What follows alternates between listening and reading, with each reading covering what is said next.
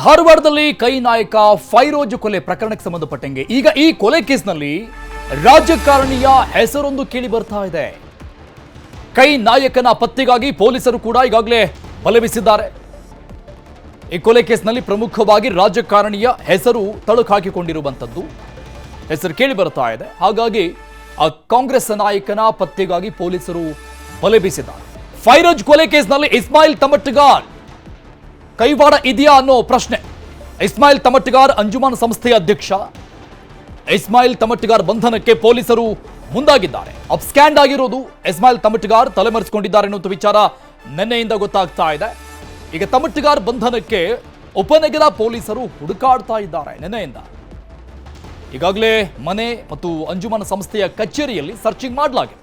ಕೊಲೆ ಕೇಸ್ ಸಂಬಂಧಪಟ್ಟಂಗೆ ಈಗಾಗಲೇ 12 ಜನರ ಆರೋಪಿಗಳ ಬಂಧನ ಕೂಡ ಆಗಿದೆ. ಈ ಕೇಸ್ನಲ್ಲಿ ಅಬ್ಸ್ಕ್ಯಾಂಡ್ ಆಗಿರುವಂತಹ ಕೈ ನಾಯಕ ಇಸ್ಮಾಯಿಲ್ ತಮಟ್ಗಾರ್ಗಾಗಿ ಹುಡುಕಾಟ ನಡೀತಾ ಇದೆ. ಕೊಲೆಗೂ ಮುನ್ನ ಬೆದರಿಕೆಯನ್ನು ಹಾಕಿದ್ರಂತೆ. ಈ ಕುರಿತು ಉಪನಗರ ಪೊಲೀಸ್ ಠಾಣೆಯಲ್ಲಿ ದೂರು ಕೂಡ ದಾಖಲಾಗಿದೆ. ಬಂಧನ ಭೀತಿಯಿಂದ ತಲೆಮರೆಸಿಕೊಂಡಿದ್ದಾರೆ ತಮಟ್ಗಾರ್. ಅವರ ಹುಡುಕಾಟ ನಡೀತಾ ಇದೆ. ಬಂಧನಕ್ಕಾಗಿ 4 ವಿಶೇಷ ತಂಡ ರಚನೆ ಮಾಡಲಾಗಿದೆ. ಪೊಲೀಸ್ ಕಮಿಷನರ್ ಶಶಿಕುಮಾರ್ ಈ ಬಗ್ಗೆ ಕ್ರಮಗಳನ್ನು ತೆಗೆದುಕೊಳ್ತಾ ಇದ್ದಾರೆ. ಈ ಬಗ್ಗೆ ಏನ್ ಮಾತನಾಡಿದ್ರು ಪೊಲೀಸ್ ಕಮಿಷನರ್ ಶಶಿಕುಮಾರ್ ಅಂತ ನೋಡೋಣ.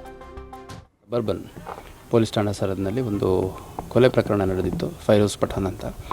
ಆ ಪ್ರಕರಣದಲ್ಲಿ ಈಗಾಗಲೇ 9 ಜನರನ್ನು ಅರೆಸ್ಟ್ ಮಾಡಿದ್ವಿ. ಮುಂದುವರೆದು ಮತ್ತು ಆ ಕೊಲೆ ಪ್ರಕರಣಕ್ಕೆ ಸಂಬಂಧಪಟ್ಟಂಥ 3 ಜನರನ್ನು ಅರೆಸ್ಟ್ ಮಾಡಿದ್ದೀವಿ. 9 ಜನರನ್ನು ಪೊಲೀಸ್ ಕಸ್ಟಡಿ ತೊಗೊಂಡು ಮತ್ತೆ ಫರ್ದರ್ ಇನ್ವೆಸ್ಟಿಗೇಷನ್ನು ಮಾಡ್ತಾಯಿದ್ದೀವಿ. 3 ಜನ ಅವ್ರನ್ನೇನು ಅರೆಸ್ಟ್ ಮಾಡಿದ್ವಿ ಅವ್ರನ್ನೂ ಕೂಡ ನಂತರದಲ್ಲಿ ಪೊಲೀಸ್ ಕಸ್ಟಡಿ ತೊಗೊಂಡು ಹೆಚ್ಚುವರಿ ವಿಚಾರಣೆ ಮತ್ತು ತನಿಖೆನ ಮಾಡಲಾಗುತ್ತೆ. ಈಗ ತೊಗೊಂಡಿರೋರು ಯಾರಿದ್ದಾರೆ ಅವ್ರದ್ದು ಟೆಸ್ಟ್ ಐಡೆಂಟಿಫಿಕೇಷನ್ ಪರೇಡ್ ಮಾಡೋದ್ರಿಂದ ಅವ್ರ ಹೆಸರಾಗಲಿ ಅವ್ರ ಡೀಟೇಲ್ಸ್ ಆಗಲಿ ಡಿಸ್ಕ್ಲೋಸ್ ಮಾಡಲಿಕ್ಕಾಗಲ್ಲ. ಕೃತ್ಯ ನಡೆದ ಸ್ಥಳದಲ್ಲಿ ಅಲ್ಲಿ ಭಾಗಿಯಾಗಿ ಕೃತ್ಯ ನಡೆಸಿರುವಂಥವ್ರು 5-6 ಜನ ಆದರೆ ಅದಕ್ಕೆ ಪ್ರತ್ಯಕ್ಷವಾಗಿ ಪರೋಕ್ಷವಾಗಿ ಸಾಕಷ್ಟು ಜನ ಒಂದು ಸಹಕರಿಸಿದ್ದಾರೆ. So as a part of conspiracy for supply of ಬೇರೆ ಬೇರೆ ರೀತಿ ಸಪೋರ್ಟ್ ಸಿಸ್ಟಮು ಅದನ್ನೆಲ್ಲ ಒಳಗೊಂಡಂತೆ ಇನ್ನೂ ತನಿಖೆ ಮುಂದುವರೆದಿದೆ. ಇನ್ನೂ ಆರೋಪಿಗಳನ್ನು ಅರೆಸ್ಟ್ ಮಾಡುವಂಥದ್ದು ಬಾಕಿ ಇದೆ. ಈ ಬಗ್ಗೆ ಡೀಟೇಲ್ಸ್ ಕೊಡ್ತಾರೆ ನಮ್ಮ ಪ್ರತಿನಿಧಿ ಮಂಜುನಾಥ್ ಲೈವ್ನಲ್ಲಿ ಜಾಯ್ನ್ ಆಗ್ತಾ ಇದ್ದಾರೆ. ಮಂಜುನಾಥ್, ಫೈರೋಜ್ ಕೊಲೆ ಪ್ರಕರಣಕ್ಕೆ ಸಂಬಂಧಪಟ್ಟಂಗೆ ಆರಂಭದಲ್ಲಿನೇ ಪ್ರಬಲವಾಗಿ ಬಂದಂತಹ ಅನುಮಾನ ಇದೊಂದು ರಾಜಕೀಯ ವೈಷಮ್ಯಕ್ಕೆ ಆದಂತಹ ಕೊಲೆ ಅಂತ ಅನುಮಾನವನ್ನ ವ್ಯಕ್ತಪಡಿಸಲಾಗಿತ್ತು. ಆ ಆಂಗಲ್ನಲ್ಲಿ ತನಿಖೆ ನಡೀತಾ ಇತ್ತು. ಅದಕ್ಕೆ ಪುಷ್ಟಿ ನೀಡುವಂತಹ ಬೆಳವಣಿಗೆಗಳು ಈಗ ಆಗ್ತಾ ಇದೆ. ಈ ಹಿಂದೆ ಕೊಲೆ ಬೆದರಿಕೆ ಸಂಬಂಧಪಟ್ಟಂಗೆ FIR ದಾಖಲಾದಾಗ ಈ ತಮಟ್ಗಾರ್ ಹೆಸರು ಕೂಡ ಅದರಲ್ಲಿ ಇತ್ತ. ತಮಟ್ಗಾರ್ಗೂ ಈ ಕೊಲೆಗೂ ಇರುವಂತ ನಂಟೇನು? ಯಾವ ಸಾಕ್ಷಿಗಳ ಆಧಾರದ ಮೇಲೆ ಹುಡುಕಾಟ ನಡೆಸಲಾಗ್ತಾ ಇದೆ?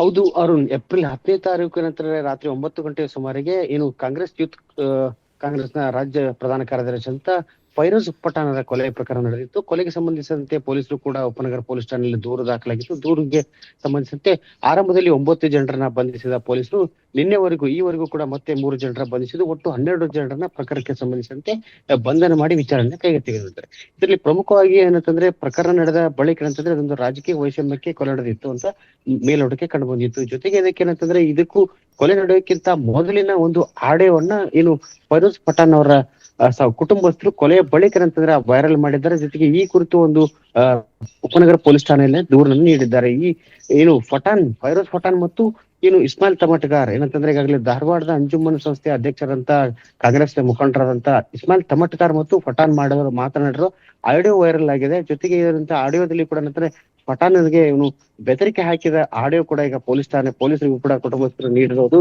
ಈ ಕೊಲೆಗೆ ಪ್ರಮುಖ ಕಾರಣ ಅಂತಂದ್ರೆ ಇನ್ನು ತಮಟ್ಗಾರ್ ಅವರು ಇರ್ಬೋದು ಎಂಬ ದೂರನ್ನ ನೀಡಿರೋ ಹಿನ್ನೆಲೆಯಲ್ಲಿ ಈಗ ಇಸ್ಮಾಯಿಲ್ ತಮಟ್ಗಾರ್ ಹುಡುಕಾಟಕ್ಕೆ ಪೊಲೀಸರು ವಿಶೇಷ ತಂಡವನ್ನ ನಿಯೋಜನೆ ಮಾಡಲಾಗಿದೆ. ಜೊತೆಗೆ ಇನ್ನು ಸರ್ಚಿಂಗ್ ವಾರೆಂಟ್ ಅನ್ನ ತೆಗೆದುಕೊಂಡು ಮನೆ ಮತ್ತು ಏನಂತಂದ್ರೆ ಕಚೇರಿಗೂ ಕೂಡ ಭೇಟಿ ನೀಡಿದ ಸಂದರ್ಭದಲ್ಲಿ ಇಸ್ಮಾಯಿಲ್ ತಮಟ್ಗಾರ್ ಸಿಕ್ಕಿಲ್ಲ. ಈ ವಿಚಾರಕ್ಕೆ ಕಳೆದ 4 ದಿನಗಳಿಂದ ಇಸ್ಮಾಯಿಲ್ ತಮಟ್ಗಾರ್ ತಲೆಮರೆಸಿಕೊಂಡಿದ್ದು ಕೂಡ ಎಲ್ಲೋ ಒಂದ್ ಕಡೆಯಿಂದ ಅನುಮಾನ ವ್ಯಕ್ತ ಆಗ್ತಾ ಇದೆ. ಪೊಲೀಸರು ಕೂಡ ವಿಶೇಷ ತಂಡವನ್ನ ರಚನೆ ಮಾಡುವ ಮೂಲಕ ಇಸ್ಮಾಯಿಲ್ ತಮಟ್ಗಾರನನ್ನ ಬಂಧಿಸಲಿಕ್ಕೆ ಮುಂದಾಗಿದ್ದಾರೆ ಅಂತ.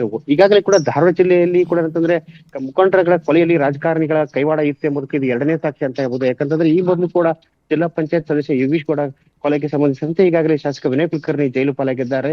ಈಗ ಎರಡನೇ ಪ್ರಕರಣ ಈಗ ಅದೊಂದು ಬೆಳಕಿಗೆ ಬರೋದ್ರಿಂದ ರಾಜಕೀಯ ಮುಖಂಡರಲ್ಲಿ ಏನಂತಂದ್ರೆ ಕೊಲೆಗಳಲ್ಲಿ ಕೂಡ ರಾಜಕೀಯ ನಾಯಕರದ ಕೈವಾಡ ಇರೋದು ಕೂಡ ಇಲ್ಲಿ ಇದೊಂದು ಸಾಕ್ಷಿಯಾಗೋಕೆ ಕಾರಣ ಆಗ್ತದೆ ಅಂತ ಹೇಳ್ಬೋದು. ಈ ವಿಚಾರವೂ ಕೂಡ ಕುಟುಂಬಸ್ಥರು ಆರಂಭದಿಂದ ಕೂಡ ಏನು ಆರೋಪ ಮಾಡ್ತಾ ಬಂದಿದ್ರು. ಫೈರೋಜ್ ಪಠಾಣ್ಗೆ ಏನಂತಂದ್ರೆ ಕೊಲೆ ಬೆದರಿಕೆ ಇತ್ತು. ಈ ವಿಚಾರವಾಗಿ ಪೊಲೀಸರಿಗೆ ಮತ್ತು ಗೃಹ ಮಂತ್ರಿಗಳಿಗೆ ಮನವಿಯನ್ನ ನೀಡಿದ್ರು. ಅಂತಂದ್ರೆ ನನ್ನ ಜೀವಕ್ಕೆ ಭಯ ಇದೆ, ಒಂದು ಪ್ರೊಟೆಕ್ಷನ್ ನೀಡಬೇಕೆಂಬ ಮನವಿಯನ್ನ ನೀಡಿದ್ರು. ಆದ್ರೆ ಯಾವುದೇ ರೀತಿಯಾದಂತಹ ಪೊಲೀಸರು ಕೂಡ ಏನು ಪ್ರೊಟೆಕ್ಷನ್ ನೀಡದೇ ಇರೋ ಹಿನ್ನೆಲೆಯಲ್ಲಿ ಕೊಲೆ ನಡೆದಿದೆ ಎಂಬ ಆರೋಪವನ್ನ ಕೂಡ ಪೊಲೀಸರಿಗೆ ಈಗ ಕುಟುಂಬದಸ್ಥರು ಮಾಡ್ತಾ ಇದ್ದಾರೆ. ಈಗ ಆಡಿಯೋದಲ್ಲಿ ಸಂಭಾಷಣೆ ಕುರಿತು ಏನಂತಂದ್ರೆ ಆ ಸಂಭಾಷಣೆಗೆ ಸಂಬಂಧಪಟ್ಟಂತೆ ಈಗಾಗಲೇ ಕೂಡ ಏನಂತಂದ್ರೆ ಪೊಲೀಸರು ಕೂಡ ಏನು ಇಸ್ಮಾಲ್ ಚಮಟ್ಕಾರ್ ಬಂಧನಕ್ಕೆ ಮುಂದಾಗಿದ್ದಾರೆ ಅಂತ ಹೇಳ್ಬೋದು ಅರುಣ್.